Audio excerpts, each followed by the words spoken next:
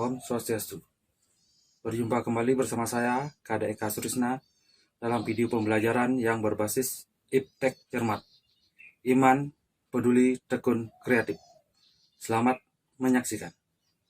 Baiklah, untuk kesempatan pada hari ini kita akan membahas terkait dengan vektor dalam ruang atau dimensi 3. Ada 4 pokok bahasan atau 4 topik yang nanti kita akan bahas, yaitu yang pertama terkait dengan menyatakan vektor dalam ruang. Yang kedua, sifat-sifat aljabar vektor dalam ruang. Yang ketiga, panjang vektor dalam ruang. Sedangkan yang keempat, vektor satuan dalam ruang.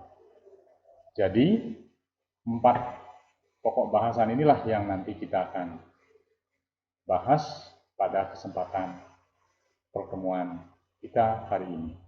Kita akan mulai untuk pokok bahasan yang pertama, menyatakan vektor dalam ruang.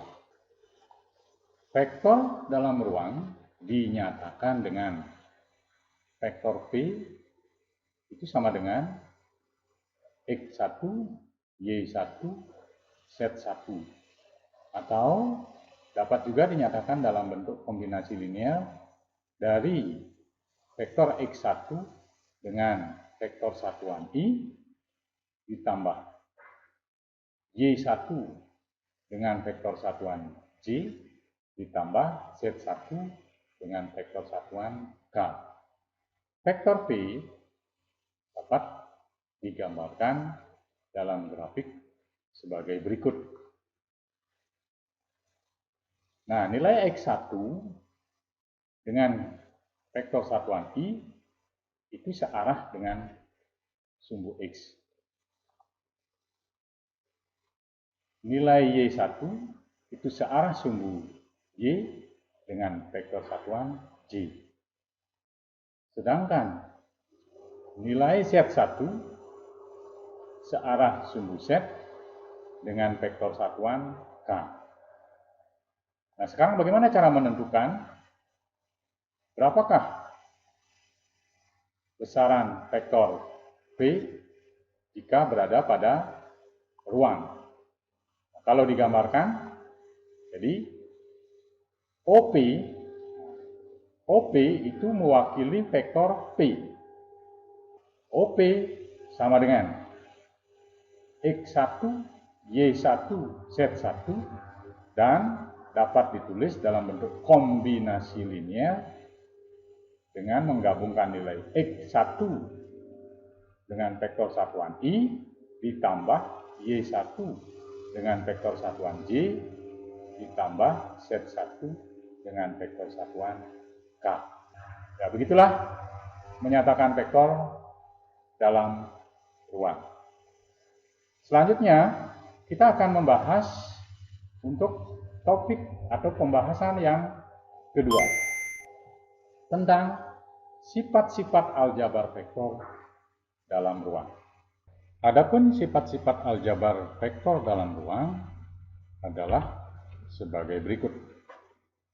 Misalkan terdapat vektor A itu sama dengan X1, Y1, Z1 dan B, X2, Y2 dan Z2.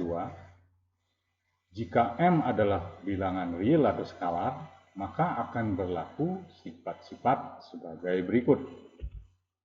1.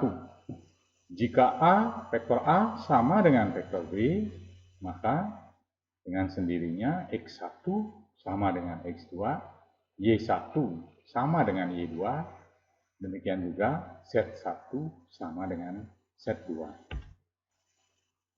2. Jika vektor D itu adalah penjumlahan dari vektor A dan B, atau D, vektor D sama dengan A ditambah B, maka D sama dengan,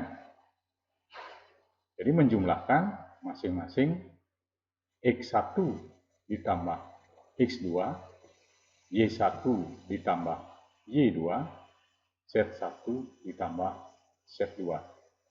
Masing-masing komponen dari vektor A dan vektor B dijumlahkan.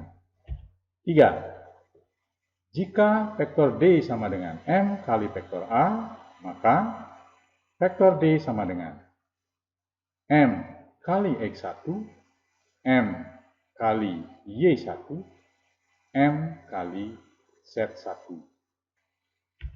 4. Lawan dari vektor A adalah negatif A. Itu nilainya min X1, min Y1, dan min Z1. Jadi, demikianlah sifat-sifat aljabar vektor dalam ruang. Untuk selanjutnya, kita akan membahas tentang panjang vektor dalam ruang. Dalam menentukan panjang vektor pada suatu bidang atau dua dimensi yang kita bahas sebelumnya, kita bisa menggunakan teorema Pythagoras. Pada kesempatan ini, karena kita membahas panjang vektor dalam ruang, P itu mewakili vektor OP, maka vektor P yang dinyatakan dengan kombinasi linear dari nilai X1 I ditambah Y1J ditambah Z1K. Nah, maka panjang vektor P yang juga bisa dibuat dalam bentuk seperti ini. Panjang vektor P dapat ditentukan dengan persamaan sebagai berikut. Di panjang vektor P sama dengan akar dari X1 kuadrat ditambah Y1 kuadrat ditambah Z1 kuadrat. Selanjutnya, kita akan membahas terkait dengan vektor satuan dalam ruang. Untuk pembahasan vektor satuan dalam ruang, misalkan diketahui suatu vektor A yang nilainya X, Y, Z. Vektor ini mempunyai panjang akar X kuadrat ditambah Y kuadrat ditambah Z kuadrat. Seperti yang sudah kita bahas sebelumnya tentang panjang vektor dalam ruang. Nah, untuk menentukan vektor satuan dalam ruang, maka vektor satuan yang searah dengan vektor A adalah vektor A tersebut dibagi dengan panjang dari vektor A. Atau jika ditulis dalam bentuk persamaan umum, maka dapat dituliskan sebagai berikut.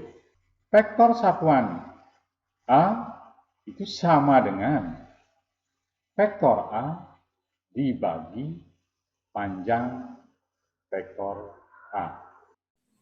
Demikian video yang bisa saya tampilkan. Semoga bermanfaat dan saya tutup dengan Parama Santi. Om Santi Santi Santi Om.